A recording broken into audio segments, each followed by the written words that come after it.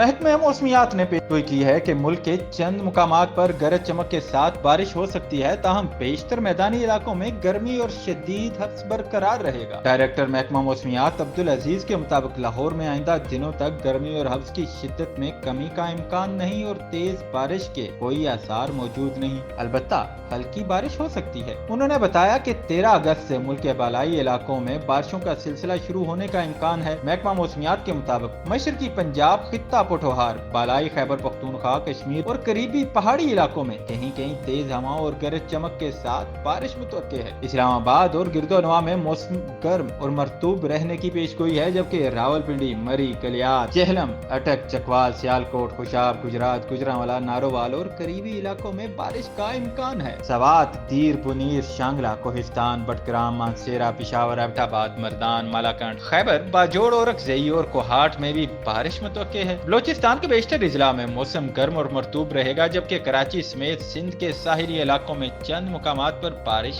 ہو سکتی ہے۔ آزاد کشمیر اور گلگت بلتستان میں بھی تیز ہواؤں اور گرج چمک کے ساتھ بارش کا امکان ظاہر کیا گیا ہے۔ دوسری جانب نوشہرہ شہر اور بالائی علاقوں میں بارشوں کا سلسلہ جاری ہے، جس سے ندی نالے بفر گئے اور پانی گھروں اور دکانوں میں داخل ہو گیا۔ بارش کے باعث بجلی کی فراہمی بھی معطل ہے۔ وقفے سے ہونے والی بارش نے مختلف علاقوں میں سیلابی صورتحال پیدا کر دی ہے۔ ریلوے کالونی سمیت متعدد علاقوں میں پانی گھروں تک پہنچ گیا اور ڈسپنسری بھی متاثر ہوئی۔ گزشتہ 24 گھنٹوں کے دوران ملک کے بیشتر حصوں میں گرمی اور حبس کا راج رہا، تاہم اسلام آباد، شمال مشرقی پنجاب، خطہ پٹھوہار، کشمیر اور بالائی خیبر پختونخوا کے مختلف علاقوں میں تیز ہواؤں اور گرج چمک کے ساتھ بارش ہوئی۔